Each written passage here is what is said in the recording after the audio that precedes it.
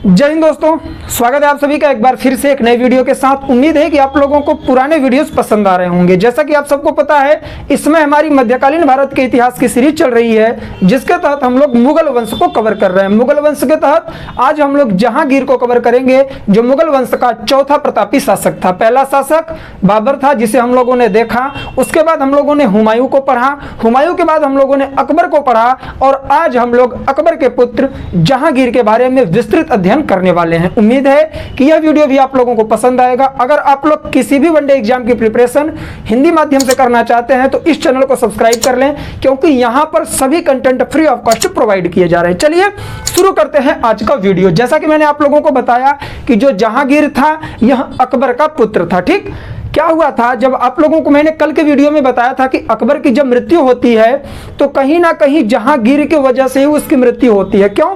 क्योंकि जहांगीर जो था यह अकबर के सबसे चहेते कवि अबुल फजल की हत्या करवा देता है वीर सिंह बुंदेला के द्वारा।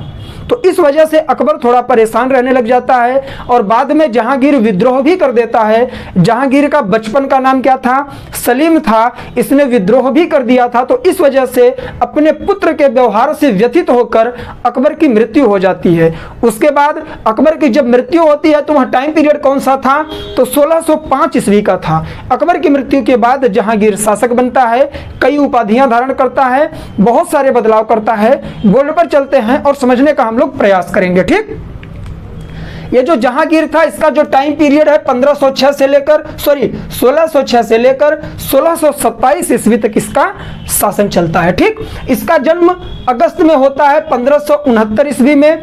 इसके माता पिता कौन थे? तो मैंने बताया, पिता इसका अकबर था और इसकी माता का नाम हरखाबाई था। कहीं कहीं आप लोगों को जोधा भाई भी लिखा हुआ मिलता है, तो लेकिन ऐतिहासिक तौर पर किताबों में केवल हरखाबाई का नाम दिया गया है। हरखाबाई को ही जोधा बाई के नाम से भी जाना जाता था। आप लोग सीरियल वगैरह में देखे होंगे। ठीक, इसके दो भाई थे, दानियाल और मुराद। आप लोगों को पता होगा कि अकबर के दो और पुत्र थे, दानियाल और मुराद, जिनकी मृत्यु पहले ही हो गई थी। अकबर जब जीवित था उसी के समय में मुराद और दानियाल की मृत्यु हो गई थी।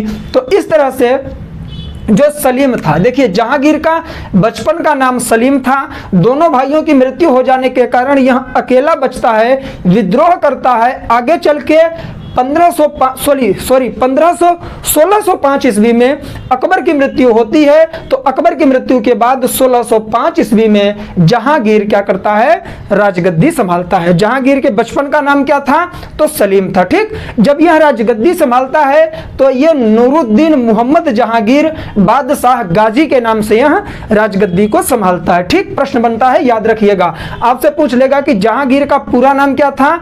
तो नूरुद्दीन मोहम्मद जहांगीर बादशाह गाजी। ठीक, इसने कुल कितनी शादियां की थी? तो बताया जाता है कि इसने कुल 5 शादियां की थी। पहली शादी इसने किससे किया था? मानबाई से, और मानबाई से एक पुत्र हुआ इसे, जिसका नाम था खुसरो। कई बार यह मैच करने के लिए आप लोगों को आता है यूपीएससी के प्रीलिम्स में। ठीक, दूसरी शादी यह जगत गोसाई से करता है, जो राजपूत कुमारी थी। उससे इसको खुर्रम नामक बेटे की प्राप्ति होती है। यही खुर्रम आगे चलकर जहांगीर के नाम से, शाहजहां के नाम से जहांगीर की गद्दी को संभालता है। ठीक है, उसके बाद तीसरी शादी यह रुखसाना बानो से करता है, जिससे शहरयार नामक पुत्र होता है। फिर यह सलमा बानो से शादी करता है, परवेज नामक पुत्र इसे प्राप्त होता है। फिर यह नूरजहां से शादी करता है। नूरजहां इसकी बहुत ही चहेती क्या थी? पत्नी थी। इसकी एक पुत्री थी लाडली बानो। यह नूरजहां के पहले पति की पुत्री थी। देखिए, नूरजहां की शादी पहले भी हो चुकी थी, उससे इसे एक पुत्री थी जिसका नाम था लाडली बानो। उसके बाद इसकी सुंदरता पर मोहित होकर जहांगीर नूरजहां से शादी कर लेता है। ठीक, इसके बारे में भी हम लोग आगे समझेंगे। जब जहांगीर इतनी शादियां करता है, इसके इतने पुत्र हो जाते हैं, यह गद्दी को संभाले रहता है, तो सबसे पहले क्या होता है? जो मानबाई का पुत्र खुसरो था, यह 1606 ईस्वी में अपने पिता के खिलाफ विद्रोह कर देता है गद्दी प्राप्त करने के लिए। ठीक है। तो भैरावल का युद्ध होता है, भैरावल नामक जगह पर जहांगीर और खुसरो के मध्य एक युद्ध होता है जिसमें खुसरो पराजित हो जाता है। कब? 1606 ईस्वी में। उसके बाद इसे छोड़ दिया जाता है, लेकिन 1607 ईस्वी में यह फिर से जहांगीर को मारने के लिए षड्यंत्र रचने लग जाता है। इस वजह से जहांगीर इसे अंधा करके कैद में बंद कर देता है। किसे? खुसरो को। यह चीज याद रखिएगा। खुसरो कौन था? तो मानबाई का पुत्र था, ठीक है। उसके बाद खुसरो ने जो विद्रोह किया तो इसका सहयोग कर रहे थे सिख धर्म के 5वें गुरु, जिनका नाम था गुरु अर्जुन देव। तो जहांगीर ने इनकी हत्या कर दी थी। किसकी? 5वें गुरु अर्जुन देव की हत्या किसने की? तो जहांगीर ने किया था। ये पॉइंट कई बार बने हैं। अगर 9वें गुरु की बात करें जिनका नाम तेग बहादुर था, तो उनकी हत्या आगे चल के औरंगजेब करेगा, ठीक। तो ये पॉइंट आप लोग याद रखिएगा, छोटे एग्जाम्स में यहां से प्रश्न बन सकते हैं, ठीक। उसके बाद क्या होता है? गुरु अर्जुन देव इसकी मदद करते हैं, उनकी भी यहाँ हत्या कर देता है। सिख धर्म के 5वें गुरु रहते हैं ये। और 1621 ईस्वी में खुर्रम, जो जगत गोसाई का पुत्र था, आगे जो शाहजहां के नाम से जाना गया, खुर्रम ने 1621 ईस्वी में खुसरो को कैद में ही गला दबाकर मार दिया। क्यों? इसे पता था कि खुसरो मेरा बड़ा भाई है, आगे चलकर उसे गद्दी न मिल जाए। इस वजह से खुर्रम ने खुसरो की हत्या कर दी। कहां पर? कैद खाने में ही गला दबाकर उसकी हत्या कर दी। अगर आप लोगों को पता होगा तो खुसरो का जो मकबरा है खुसरो बाग के नाम से आप लोगों को वर्तमान में प्रयागराज में देखने को मिल जाएगा, ठीक। उसके बाद क्या होता है? इसका विद्रोह होता है, विद्रोह को दबाया जाता है, खुर्रम खुसरो की हत्या करता है। उसके बाद जहांगीर दक्षिण भारत में विजय करने के लिए जाता है। तो दक्षिण भारत में अहमदनगर एक राज्य था। अहमदनगर का एक वजीर था जिसका नाम मलिक अंबर था। इसके खिलाफ युद्ध होता है और खुर्रम मलिक अंबर को पराजित कर देता है। खुर्रम कौन है? तो जगत गोसाई का पुत्र था यह, ठीक, जो जहांगीर की दूसरी पत्नी थी और यह भी राजपूत कन्या थी, ठीक। उसके बाद खुर्रम को शाहजहां की उपाधि दिया। किसने? जहांगीर ने। जहांगीर ने खुर्रम को शाहजहां की उपाधि कब दी? तो अहमदनगर पर विजय प्राप्त करने के बाद। प्रश्न बना है, याद रखिएगा। उसके बाद क्या होता है? मेवाड़ पर विजय प्राप्त करता है जहांगीर और मेवाड़ के साथ यह संधि करता है। मैंने आप लोगों को कल भी बताया था कि मेवाड़ जिसे चित्तौड़ कहा जाता है, वहां पर महाराणा प्रताप का शासन चलता है। अकबर से हल्दी घाटी का युद्ध होता है। उस समय क्या होता है कि अकबर उसे जीत लेता है, महाराणा प्रताप युद्ध से भागते हैं, लेकिन आगे चलकर चित्तौड़ पूरी तरह से स्वतंत्र हो जाता है और महाराणा प्रताप उसे फिर से स्वतंत्र करवाते हैं और महाराणा प्रताप के जो पुत्र थे अमर सिंह चित्तौड़ पर शासन करने लग जाते हैं। तो जब जहांगीर का टाइम पीरियड आता है तो यह जहांगीर अमर सिंह से बहुत सारे संघर्ष करता है और अमर सिंह इसे पराजित कर देते हैं। किसे? जहांगीर को। फिर आगे चलकर 1613 ईस्वी में खुर्रम, जिसका नाम अब शाहजहां पड़ गया है, वह आक्रमण कर देता है। कहां पर? चित्तौड़ या फिर मेवाड़ पर। तो वहां पर यह बहुत सारे धन वगैरह लूटता है, फसलों को जला देता है, लोगों की हत्या कर देता है। तो जब अपने लोगों को मरते हुए देखकर, सभी संपत्तियों को नष्ट देखते हुए अमर सिंह ने क्या किया? मुगलों से संधि करने के प्रस्ताव को स्वीकार कर लिया। किसने? अमर सिंह ने। तो 1516 में मेवाड़ और मुगलों के बीच में एक संधि होती है, याद रखेंगे। इसकी शर्तें आप लोगों से पूछी जाती हैं। जब मेवाड़ और मुगलों के बीच में संधि हुई तो अमर सिंह ने अधीनता स्वीकार कर ली। किसकी? मुगलों की। और अपने पुत्र करण सिंह को इन्होंने सेवा में भेज दिया। किसके? मुगलों के दरबार में, ठीक, याद रखिएगा। वैवाहिक संबंध नहीं बना, यह थोड़ा अलग था। जैसा कि आप लोगों ने पिछले वीडियो में देखा था कि अकबर जब भारमल पर अटैक करता है, जो कछवाहा राजपूत थे, तो उन्होंने उसकी अधीनता स्वीकार कर ली और उसके बाद वैवाहिक संबंध बना लिया। अपनी पुत्री हरखाबाई का विवाह कर देते हैं। कौन? भारमल। किसके साथ? अकबर के साथ। और अपने पुत्र भगवान दास और अपने पौत्र अर्थात भगवान दास के पुत्र मान सिंह को अकबर के दरबार में वह भेज देते हैं, ठीक है। तो लेकिन इसने क्या किया? अमर सिंह ने वैवाहिक संबंध नहीं बनाया। तो ये चीज याद रखेंगे आप लोग। प्रश्न बनता है चित्तौड़ का किला शर्त के अनुसार अमर सिंह को दे दिया गया, लेकिन एक शर्त लगाई गई कि आप इस किले को सुदृढ़ नहीं कर सकते हैं, अब ठीक घेराबंदी नहीं कर सकते हैं। तो इस तरह से मेवाड़ की संधि कब होती है, तो 1613 में वहां पर अटैक करता है खुर्रम, और 1615 में मेवाड़ और मुगल की संधि हो जाती है। आगे चलते हैं, 1611 ईस्वी में नूरजहां से जहांगीर का विवाह होता है। कैसे? जो नूरजहां थी इसका वास्तविक नाम मेहरुन्निसा था, याद रखिएगा, पूछा जाता है। मेहरुन्निसा का जैसा मैंने पहले ही बताया कि एक बार पहले ही विवाह हो चुका था।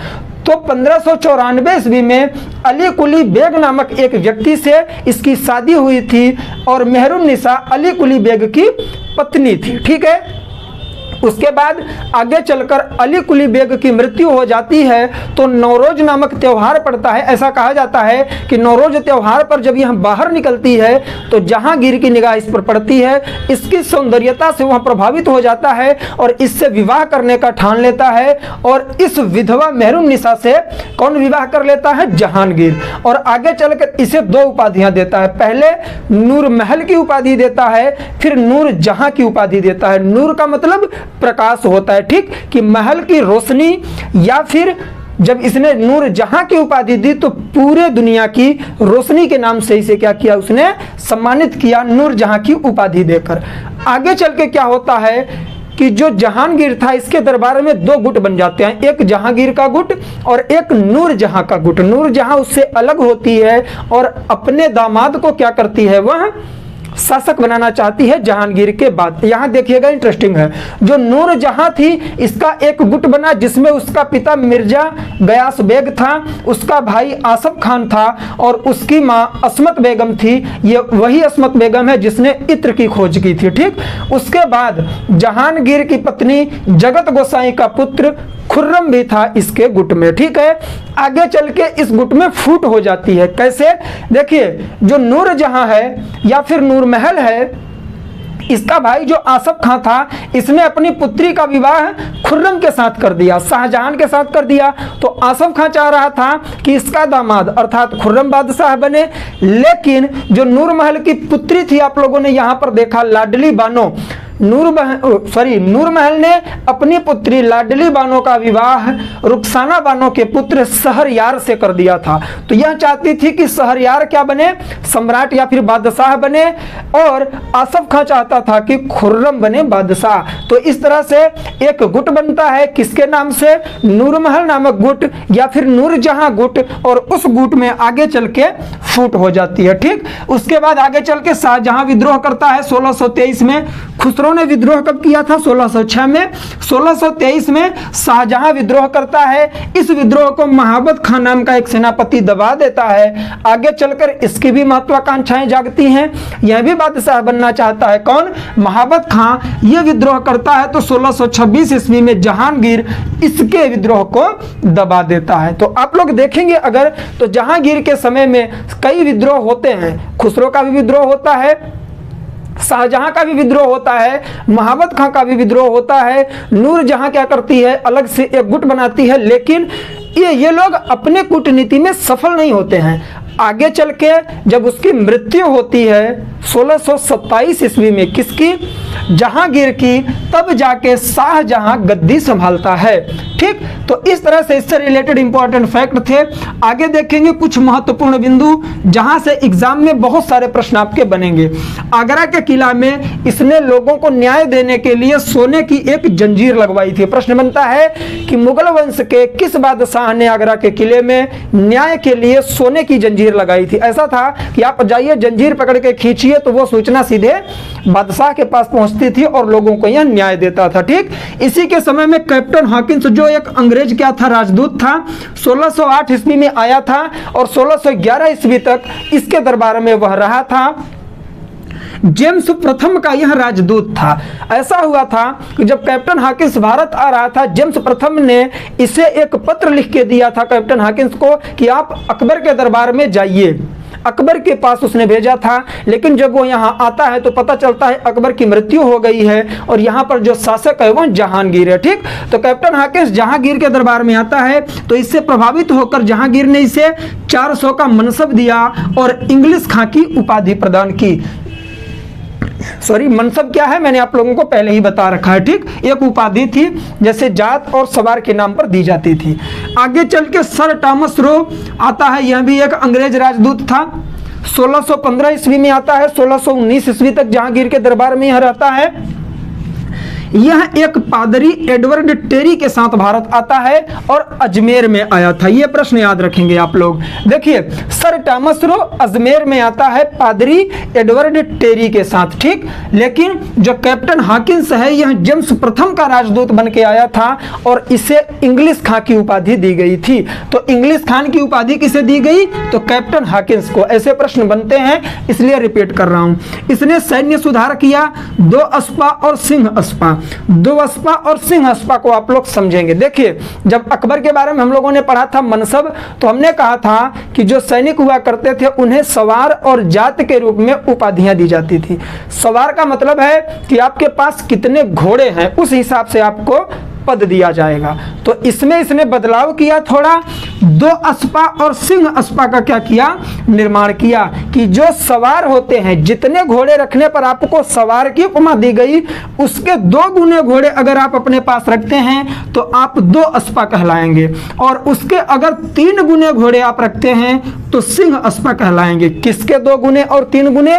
सवार के लिए जितने घोड़ों की आवश्यकता होती थी उनके 2 गुने घोड़े रखने पर आपको द्विअस्पा कहा गया, या फिर 2 अस्पा, और 3 गुने घोड़े रखने पर आपको क्या कहा गया? सिंह अस्पा, ठीक। स्थापत्य कला को थोड़ा हम लोग देख लेते हैं। स्थापत्य कला का या फिर इसके द्वारा किए गए निर्माण, यह ज्यादा निर्माण नहीं करवाया है, इसके द्वारा चित्रकला पर फोकस किया गया था, ठीक। लाहौर में इसने एक मस्जिद का निर्माण करवाया। कश्मीर में शालीमार बाग का निर्माण जहांगीर ने करवाया, और पाकिस्तान के शहादरा या फिर लाहौर में जहांगीर का मकबरा भी बनाया गया है। आप लोगों से प्रश्न बनता है कि किस मुगल बादशाह का मकबरा भारत के बाहर वर्तमान समय में पाकिस्तान में है? तो वह कौन है? जहांगीर है। और वर्तमान में वहां पर अफगानिस्तान की जो राजधानी है वहां पर किसका मकबरा है? तो वहां पर है बाबर का मकबरा काबुल में, ठीक है। तो ये चीजें आप लोग याद रखिएगा। उसके बाद इसकी जो पत्नी थी नूरजहां ने सफेद संगमरमर से अपने पिता, उसके पिता का नाम क्या था? मिर्जा गयास बेग। किसके? नूरजहां के पिता का नाम मिर्जा गयास बेग था, लेकिन आगे चलकर मिर्जा गयास बेग को इत्मात उद्दौला की उपाधि दी गई और इत्मात उद्दौला के मकबरा का निर्माण आगरा में करवाया। किसने? नूरजहां ने। पूरे भारत के इतिहास में पहली बार पूर्णतः सफेद संगमरमर से बनाया गया कोई मकबरा अगर था तो वह था इत्मातुद्दौला का मकबरा, ठीक है। उसके बाद शाहजहां ने क्या किया था? आगरा का ताजमहल बनवाया था, ठीक। और इसमें पित्रा-द्यूरा की शैली लगाई गई। ये क्या है सर? पित्रा-द्यूरा शैली का मतलब यह है कि जड़ाई की जाती थी, पत्थरों पर छोटे छोटे पत्थर लगा के हीरे जवाहरात के साथ जड़ा जाता था उसे, ठीक है। तो इसे पित्रा-द्यूरा शैली कहा जाता है। चित्रकला की अगर बात करें तो जहांगीर के काल को चित्रकला का स्वर्ण युग कहा जाता है। इसमें 2 प्रमुख चित्रकार इसके दरबार में रहते थे, मंसूर और अबुल हसन। इनका नाम याद रखिएगा। जो मंसूर था यह पक्षियों की चित्रकारी बहुत अच्छे तरीके से करता था, उसमें यह उस्ताद था, और इसे नादिर उल अस्त्र की इसने उपाधि दी थी। और जो अबुल हसन था वह व्यक्तियों की चित्रकारी करता था, और नादिर उल जमा की उपाधि दी थी। किसने? जहांगीर ने। अगर साहित्य की बात करें तो स्वयं जहांगीर एक उच्च कोटि का लेखक माना जाता है। इसने अपनी एक आत्मकथा लिखी तुजुक ए जहांगीरी के नाम से, लेकिन शुरुआत के 2 अध्याय यह लिख पाता है, आगे चल के इसकी मृत्यु हो जाती है। तो अंतिम या फिर तीसरा अध्याय मोहम्मद हादी ने लिखा। किसका? तुजुक ए जहांगीरी का। किस भाषा में लिखा? तो फारसी भाषा में इसने लिखा था। तो इतने इंपॉर्टेंट पॉइंट जहांगीर से रिलेटेड थे। देखिए आज जो है ना मेरे वर्ड नहीं निकल रहे हैं सही से, क्योंकि मुंह में छाले पड़े हुए हैं, ठीक है। आप लोग शुरुआत से ही देख रहे होंगे मैं बार बार सॉरी बोल रहा हूँ, वर्ड्स निकल नहीं रहे हैं मुंह से, ठीक है। प्रोनाउंसिएशन हो नहीं पा रहा है, इस वजह से मिस्टेक तो कहीं पर भी नहीं हुआ, बट बोलने में थोड़ी प्रॉब्लम थी। कोशिश किया मैंने कि आप लोगों को मैं आज वीडियो दे दूं, कई दिन हो गए थे। तो उम्मीद है कि ये प्रयास मेरा आप लोगों को पसंद आ रहा होगा, और इस वीडियो के माध्यम से से बहुत सारी नई चीजें आप लोगों को सीखने के लिए मिली होंगी। तो चलिए आज के लिए बस इतना ही। इसी तरह से आप लोग स्टडी विद आशु प्लेटफॉर्म से जुड़े रहिए, दोस्तों में शेयर करते रहिए और पूरी प्रिपरेशन फ्री ऑफ कॉस्ट करते रहिए। वीडियो को लाइक और शेयर करते रहें, कमेंट करके बताते रहें क्या कमियां हैं, क्या अच्छाइयां हैं, इससे मुझे मोटिवेशन मिलता है। ठीक, तो चलिए आज के लिए बस इतना ही, मिलेंगे नेक्स्ट वीडियो में। तब तक के लिए जय हिंद, जय भारत, बाय बाय। आप लोग अपना ख्याल रखें और पढ़ाई लिखाई करते रहें।